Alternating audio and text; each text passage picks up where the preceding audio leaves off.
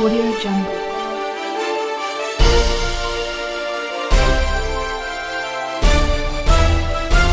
Audio Jungle. नमस्कार दोस्तों, मैं रोहितास यादव विनायक कोचिंग पलसाना के यूट्यूब चैनल में आपका स्वागत करता हूं। दोस्तों, आज बात करते हैं हम राजस्थान इतिहास के, जो अपना टॉपिक चल रहा था राजस्थान के इतिहासकार, तो उस टॉपिक को आगे बढ़ाते हुए आगे चर्चा करते हैं बाकी के इतिहासकारों की। अब दोस्तों, हमने इस टॉपिक में पढ़ा था कर्नल जेम्स टोड के बारे में कि राजस्थान के जो इतिहासकार हैं इनमें कर्नल जेम्स टोड और एक कवि राजा श्यामलदास की बात कर ली थी।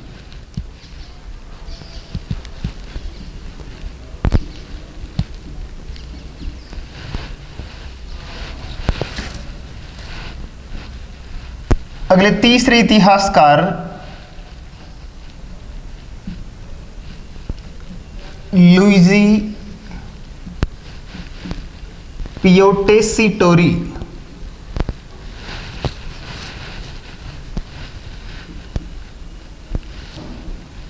या जिन्हें एलपी टेसिटोरी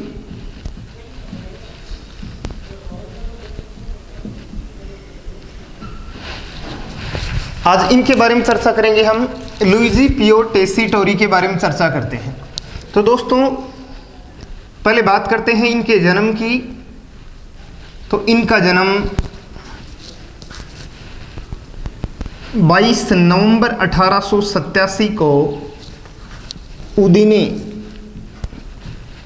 उदीने शहर इटली में हुआ था। इटली के उदीने शहर में इनका जन्म होता है 1887 में। 1814 में ये दिल्ली आए।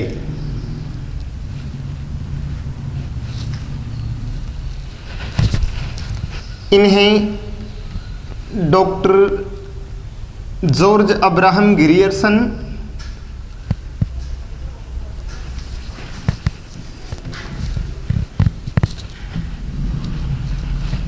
इनके द्वारा इन्हें भारत में आमंत्रित या बुलाया गया था। इनको डॉक्टर जॉर्ज अब्राहम ग्रियर्सन के द्वारा इनको बुलाया जाता है।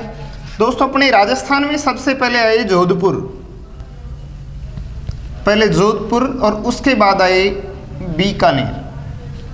राजस्थान में पूछा जाए कि भारत में अगर पूछा जाए तो सबसे पहले कहाँ पर आए थे, ये दिल्ली में। और राजस्थान में अगर पूछा जाए तो पहले आते हैं जोधपुर में और उसके बाद कहाँ पर आए, बीकानेर में। और इनकी यहीं पर प्रमुख कर्मस्थली रही है। प्रमुख कर्मस्थली बीकानेर। डॉक्टर एलपी टेसिटोरी के द्वारा, यहाँ कह सकते हैं कि बीकानेर के शासक महाराजा गंगा सिंह के द्वारा इन्हें चारण साहित्य और उनका ऐतिहासिक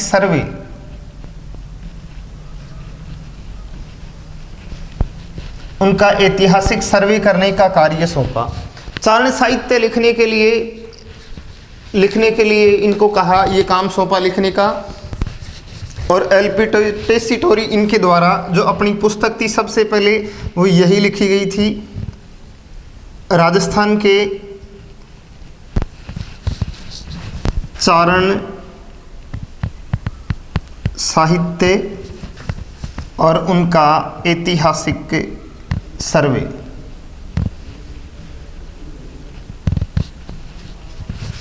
ये पुस्तक लिखी जाती है इनके द्वारा, डॉक्टर एलपी टेसिटोरी के द्वारा। इनके अलावा दोस्तों, वेली किशन रुक्मणीरी वचनिका,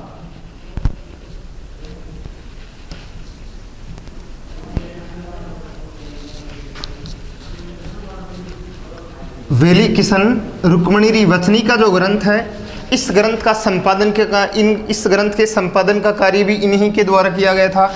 ये जो वेली किशन रुक्मणीरी वचनिका है, ये दोस्तों पृथ्वीराज राठौड़ के द्वारा लिखी गई थी। पृथ्वीराज राठौड़ ये बीकानेर के शासक राय सिंह के भाई थे और कल्याणमल के पुत्र थे। इनके द्वारा गागरोन दुर्ग में लिखी गई थी। और एक कवि थे दुर्सा आढ़ा, इनके द्वारा इस वचनिका को 5वां वेद और 19वें पुराण की संज्ञा दी गई थी। इसे 5वां वेद कहा गया है और 19वां पुराण कहा गया है। इसके संपादन का कार्य भी कि दोस्तों किसके द्वारा किया जाता है, ये एल.पी. टेसीटोरी के द्वारा किया जाता है। इनकी मृत्यु यहीं बीकानेर में होती है। 1919 में इनकी बीकानेर में ही मृत्यु हो जाती है। बीकानेर में, और यहीं बीकानेर में इनकी कब्र बनी हुई है। Doctor LP. टेसीटोरी की कब्र दोस्तों ध्यान रखोगे बीकानेर में। एक बार फिर से इनके बारे में देखते हैं कि हमारे तीसरे इतिहासकार थे लुइजी पियो टेसीटोरी या एल.पी. टेसीटोरी। इनका जन्म होता है 22 नवंबर 1887 को उदिनी गांव इटली में, उदिनी शहर इटली में जन्म होता है। 1814 में ये दिल्ली आते हैं और बंगाल एशियाटिक सोसाइटी जो कलकत्ता में है, बंगाल एशियाटिक सोसाइटी कलकत्ता,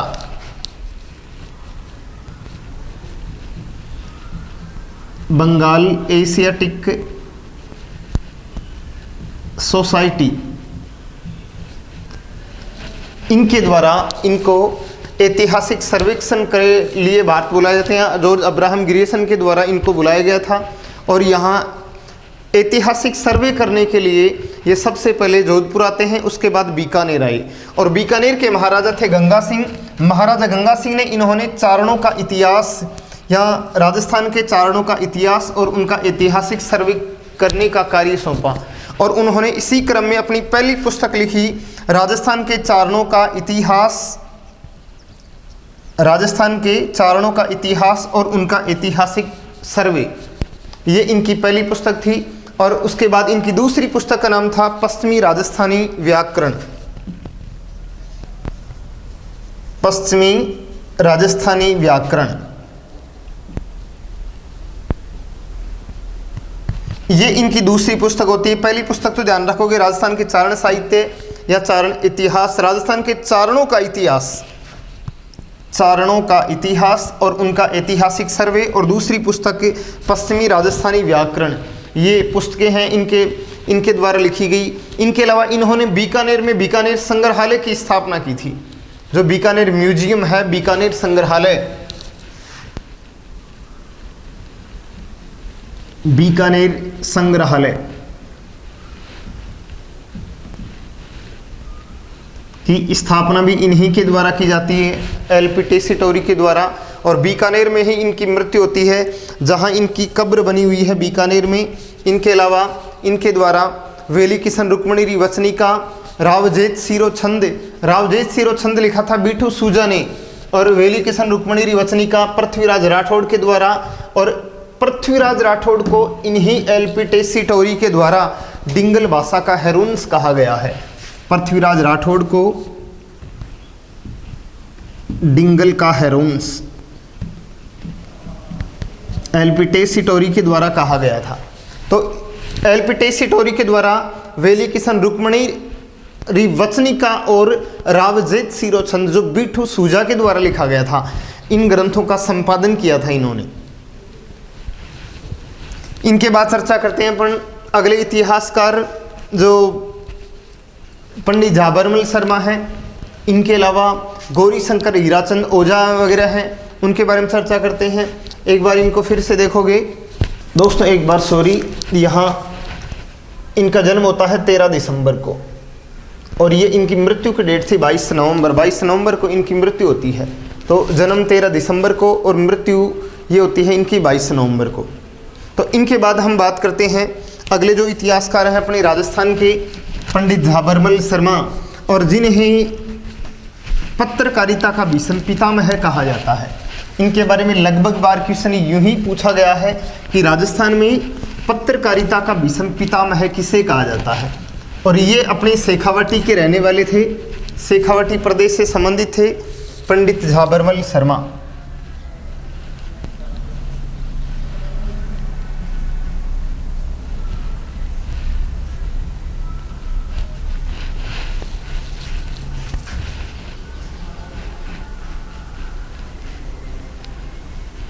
पत्रकारिता के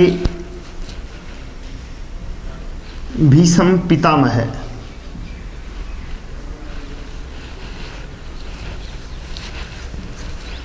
इनका जन्म स्थान था दोस्तों जसरापुर, खेतड़ी, झुंझुनू।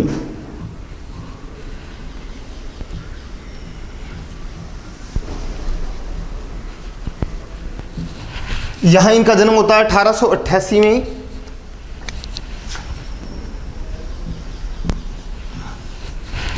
अब इनके द्वारा जो लिखित रचनाएं थी, उन रचनाओं में सीकर का इतिहास,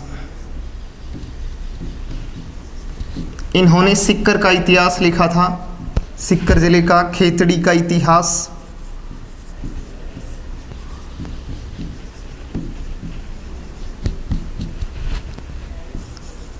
खेतड़ी और विवेकानंद जी,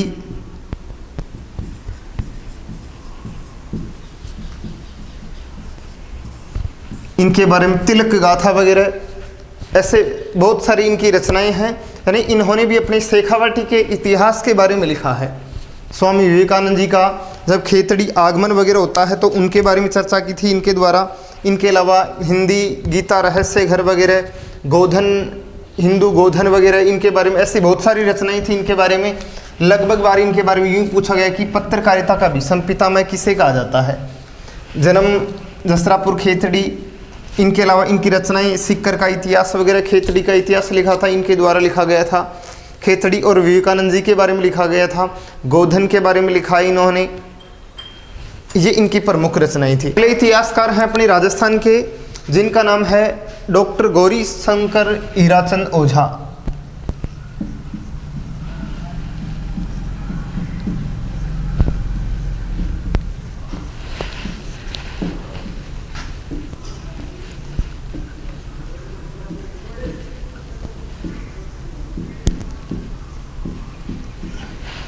हीराचंद या हीरानंद ओझा हैं।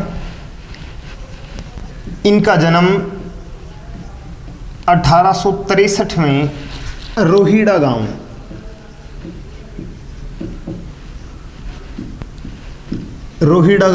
सिरोही में इनका जन्म हुआ था।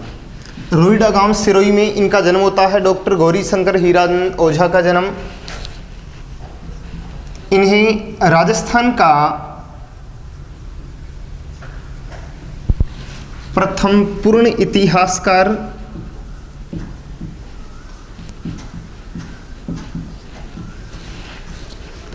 और ग्रीवन इन नामों से भी जाना जाता है। ग्रीवन इन नाम की संज्ञा दी गई है इनको। इनकी दोस्तों प्रारंभिक शिक्षा होती है बंबई में।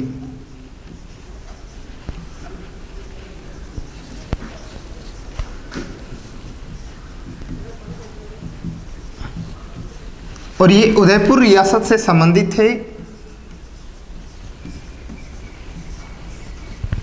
उदयपुर रियासत के शासक के महाराणा सज्जन सिंह के समकालीन रहे हैं। कवि राजा श्यामल दास के समकालीन रहे हैं। कवि राजा श्यामल दास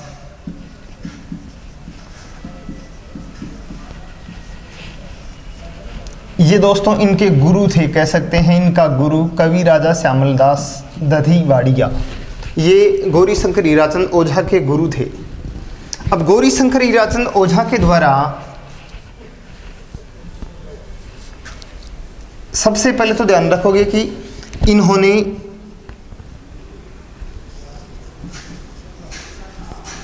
भारत की प्राचीन लिपि शास्त्र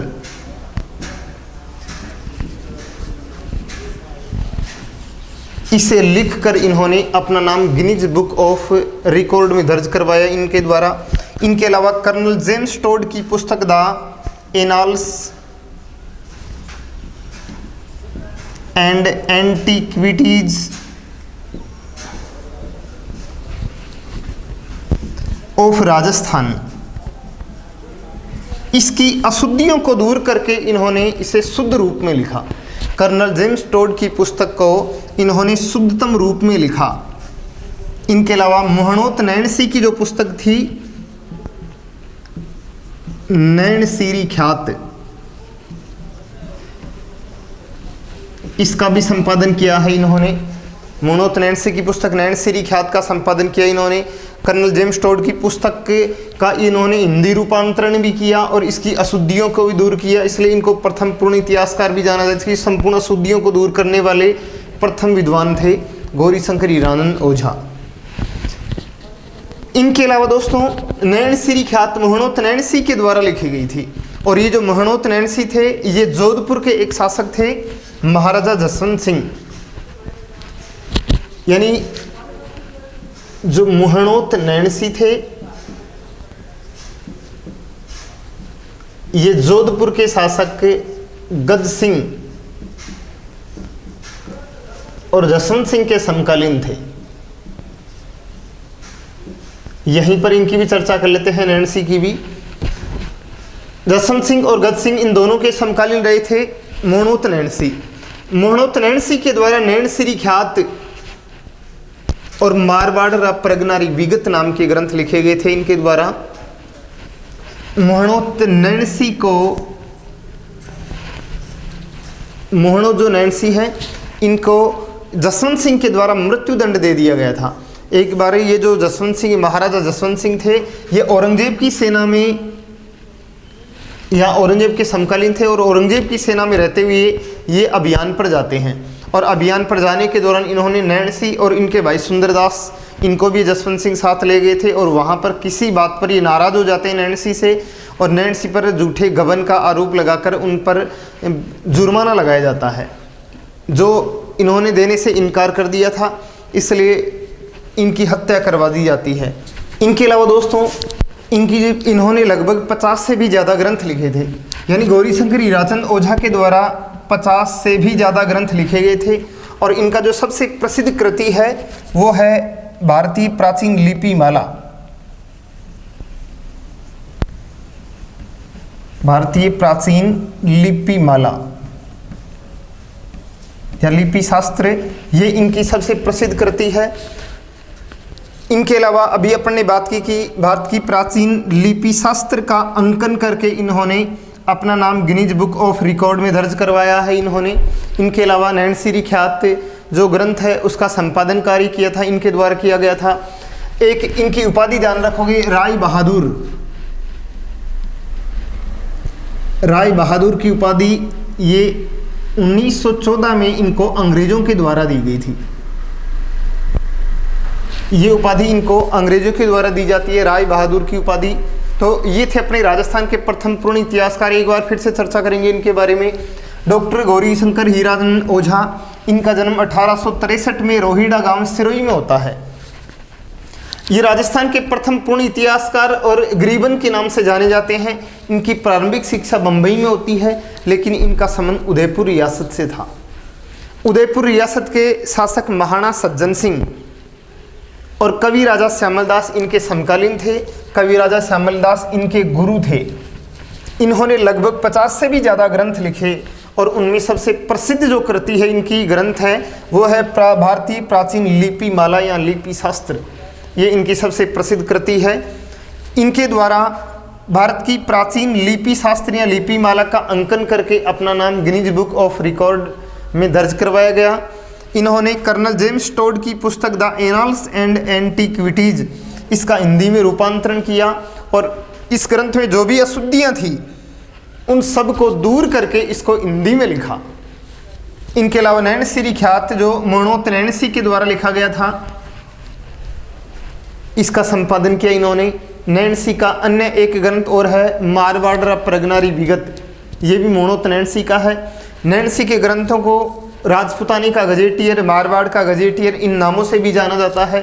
मोहनोत नैणसी जोधपुर शासक जसवंत सिंह के दीवान।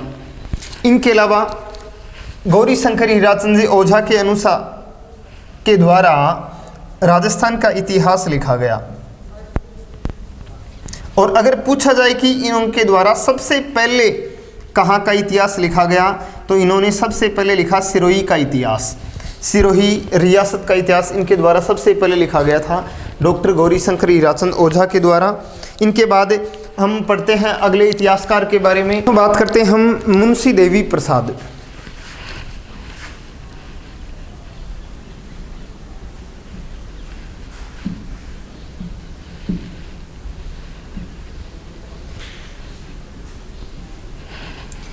दोस्तों, मुंशी देवी प्रसाद, इन्हें कानून की माता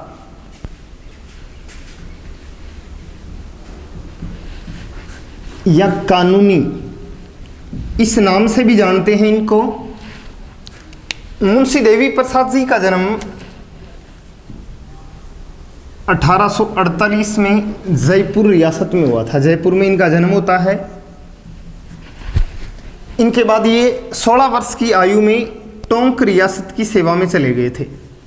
पहले टोंक चले गए, उसके बाद गए ये जोधपुर मारवाड़ चले गए। तो इन्होंने 2 रियासतों में अपनी सेवा दी। टोंक और जोधपुर रियासतों की सेवा में रहते हैं ये। मुंशी देवी प्रसाद के द्वारा स्वप्न राजस्थान या स्वप्न राजपूताना जो पुस्तक है, इसमें इन्होंने अपने राजपूताने के राजपूत शासकों के विशुद्ध चरित्र का उल्लेख किया है। राजपूत शासकों के विशुद्ध चरित्र का उल्लेख देखने को मिलेगा इसमें स्वप्न राजस्थान में। इनके अलावा मुंशी देवी प्रसाद के द्वारा बाबरनामा, हुमायूंनामा,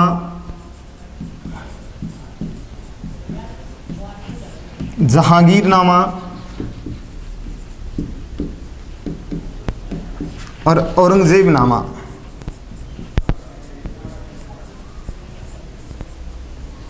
ये ऐसे ग्रंथ हैं, या कह सकते हैं कि मुगल शासकों की आत्मकथाएं थी। बाबरनामा या तुजुक ए बाबरी, बाबर ने खुद लिखा। दोस्तों, ध्यान रखोगे कि 2 मुगल शासक ऐसे थे, एक तो बाबर था और एक जहांगीर, जिन्होंने अपनी आत्मकथाएं खुद लिखी थी। बाबरनामा तुजुक ए बाबरी बाबर के द्वारा लिखी गई थी। जहांगीरनामा प्रारंभ के कुछ समय तक जहांगीर ने लिखा, फिर इसको हादी खां, मोतमिद खां, ऐसे व्यक्ति थे, हादी खां और मोतमिद खां, इनके द्वारा लिखा गया था। हुमायूंनामा हुमायूं की बहन और बाबर की पुत्री गुलबदन बेगम के द्वारा लिखा गया था। औरंगजेबनामा, ये भी औरंगजेब के दरबारियों के द्वारा लिखा गया था। तो ये फारसी भाषा में थे, फारसी में थे, और इनकी फारसी से हिंदी में अनुवाद, फारसी से इनका हिंदी में अनुवाद किसके द्वारा किया गया था? मुंशी देवी प्रसाद जी के द्वारा। इनके अलावा मुंशी देवी प्रसाद टोंक से जब जोधपुर गए तो इन्होंने वहाँ पर कानून के विषय में लिखा, और कानून के कुल 13 प्रकार के कानून या 13 कानून के विषय, कानून के प्रकार वगैरह बनाते हैं। जोधपुर राज्य के लिए कानून बनाए गए थे इनके द्वारा। कानून विषय पर 13 पुस्तकें लिखी इन्होंने, इसलिए इनको कानून की माता या कानूनी के नाम से जाना जाता है। मुंशी देवी प्रसाद ने ही नैणसी को राजपूतानी का अबुल फजल, राजपूतानी का अबुल फजल, मोनोत नैणसी को मुंशी देवी प्रसाद ने राजपूतानी का अबुल फजल कहा। अबुल फजल अकबर का दरबारी कवि था, जिसने आईने अकबरी ग्रंथ लिखा था। अबुल फजल ने अकबर के नवरत्नों में से एक था। इनके अलावा बीकानेर का एक शासक था महाराजा राय सिंह। राय सिंह को राजपूतानी का करण, राजपूतानी का करण, ये उपाधि ये भी किसके द्वारा दी जाती है? मुंशी देवी प्रसाद ने बीकानेर के शासक महाराजा राय सिंह, जो कल्याणमल के पुत्र थे, को राजपूतानी का करण कहा। अब यहाँ ध्यान रखोगे कि जो राजपूतानी का करण और एक आता है कलयुग का करण। राजपूतानी का करण और कलयुग का करण दोनों ही बीकानेर के राजाओं को कहा जाता है। कलयुग का करण पूछा जाए लूण करण, कलियुग लूण करण, और राजपूतानी का करण रासे राय सिंह, और ये उपाधि देते हैं कौन? मुंशी देवी प्रसाद। 1923 के लगभग इनकी मृत्यु हो जाती है मुंशी देवी प्रसाद की। उपनाम कानून की माता और कानूनी जन्म 1848 में जयपुर में होता है। इन्होंने 2 रियासतों में अपनी सेवा दी, टोंक और जोधपुर में। जब ये जोधपुर गए तो वहाँ पर इन्होंने कानून विषय पर लिखा, मारवाड़ राज्य के लिए कानून बनाए और कानून विषय के लिए 13 पुस्तकें लिखी, इसलिए इनको कानून की माता, कानूनी के नाम से भी जाना जाता है। इन्होंने कुछ फारसी ग्रंथ जो मुगल बादशाहों की आत्मकथाएं थी, बाबरनामा, हुमायूंनामा, जहांगीरनामा, इनका फारसी से हिंदी में रूपांतरण किया। इनके अलावा स्वपन राजस्थान में एक ग्रंथ लिखा और इस ग्रंथ में राजपूत शासकों, अपने राजपूताने के राजपूत शासकों के विशुद्ध चरित्र को देखने का वर्णन मिलता है, देखने को मिलेगा। इनके अलावा ये उपाधियाँ, इन्होंने 2 लोगों को उपाधियाँ दी थी, मनोत नैनसी को राजपूतानी का अबुल फजल और बीकानेर के शासक महाराजा राय सिंह को राजपूतानी का करण। ये उपाधि भी किनके द्वारा दी गई थी? इन्हीं के द्वारा दी गई थी। इसके अलावा दोस्तों एक इतिहासकार और है जिनका नाम है कवि सूर्यमल मिश्रण। इनकी ओर चर्चा करते हैं।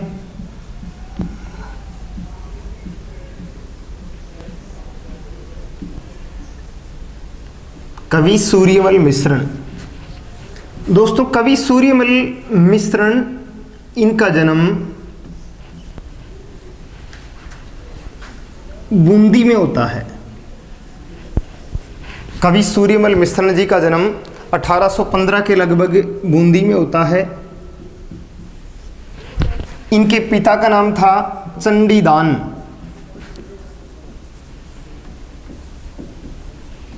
और इनकी माता थी भवानी बाई।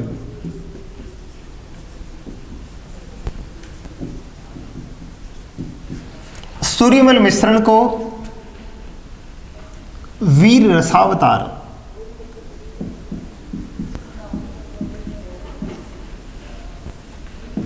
वीर रसावतार के नाम से जाना जाता है। इनके पिता चंडीदान बूंदी शासक राम सिंह के दरबारी कवि थे। बूंदी शासक राम सिंह के दरबारी कवि थे और अपने पिता की मृत्यु के बाद ये राम सिंह के दरबारी कवि बने। और इन्होंने सूर्यमल मिश्रण ने वंश भास्कर ग्रंथ लिखना शुरू किया। वंश भास्कर जिसमें कुल 2500 पृष्ठ हैं, लेकिन किसी बात पर इनकी राम सिंह जी से अनबन हो गई थी। किसी बात पर जो बूंदी के शासक थे राम सिंह, इनसे अनबन हो गई, इसलिए इन्होंने अपने इस ग्रंथ को बीच में ही रोक दिया। इसलिए इस ग्रंथ को इनके दत्तक पुत्र मुरारी दान ने पूरा किया। इनके दत्तक पुत्र थे मुरारी दान, इनके द्वारा इस ग्रंथ को पूरा किया गया था। इनके जो ग्रंथ थे वो ना तो शुद्ध रूप से डिंगल थे और ना ही शुद्ध रूप से पिंगल, ना तो शुद्ध डिंगल और ना ही शुद्ध रूप से पिंगल भाषा में लिखे गए थे। कवि सूर्यमल मिश्रण के द्वारा छंदोमयूख, रामरंजाट, बल बुद्धि विलास,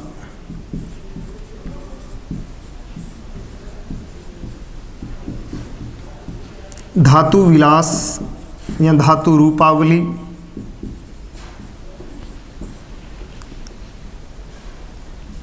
वीर सत्सई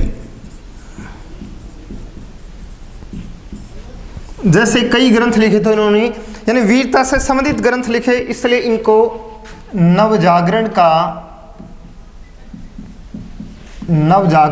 प्रथम कवि भी माना जाता है इनको। और इनका जो वीर सत्सई ये 1857 की क्रांति में काफ़ी प्रसिद्ध होता है। इलान देनी आपनी हालरिया हुलराई, पूत सिखावे पालने मरण बढ़ाई माई, जो ऐसी वीरतापूर्ण कविताएं थी वो वीर सत्सई में देखने को मिलती हैं। और ये जो कविता थी ये 1857 की क्रांति में ये क्रांतिकारियों के लिए प्रेरणा स्रोत का कार्य करती है। 1868 में इनकी मृत्यु हो जाती है। विक्रमी संवत में जन्म होता है, विक्रमी संवत 1815 और विक्रमी संवत 1868 में इनकी मृत्यु हो जाती है। कवि सूर्यमल मिश्रण, उपनाम वीर रसावतार कहा जाता है इनको, और नवजागरण का प्रथम कवि भी माना जाता है इनको। इनका जन्म विक्रमी संवत 1815 में बूंदी में होता है। पिता थे चंडीदान जो बूंदी शासक राम सिंह के दरबारी कवि थे। माता थी इनकी भवानी बाई। इनकी प्रसिद्ध रचनाएं छंदोमयूख, रामरंजाट, बलबुद्धि विलास, धातु रूपावली, वीर सतसई, वंश भास्कर जैसी इनकी प्रसिद्ध रचनाएं थी। वंश भास्कर इन्होंने राम सिंह के आदेश से लिखना शुरू किया, लेकिन किसी बात पर इनके मध्य मतभेद हो गया या अनबन हो जाती तो इन्होंने लिखना बंद कर दिया। ये 2500 पृष्ठों में लिखी गई थी, जिसे इनके दत्तक पुत्र मुरारीदान ने पूरा किया था इनकी मृत्यु के बाद। इनकी मृत्यु 1868 विक्रमी संवत में इनकी मृत्यु होती है। इनके सबसे प्रसिद्ध पुस्तक होती है वीर सतसई, जो कि 1857 की क्रांति में प्रेरणा स्रोत का कार्य करती है। तो दोस्तों, अपने राजस्थान के प्रमुख इतिहासकार, जो महत्वपूर्ण इतिहासकार थे, उनकी चर्चा की हमने। अब इससे अगले वीडियो में हम बात करेंगे राजस्थानी साहित्यों की। तो राजस्थानी साहित्यों के बारे में जो संस्कृत साहित्य हैं और भी कई फारसी साहित्य भी हैं, हिंदी साहित्य वगैरह हैं, उन सब के बारे में बात करते हैं दोस्तों। धन्यवाद।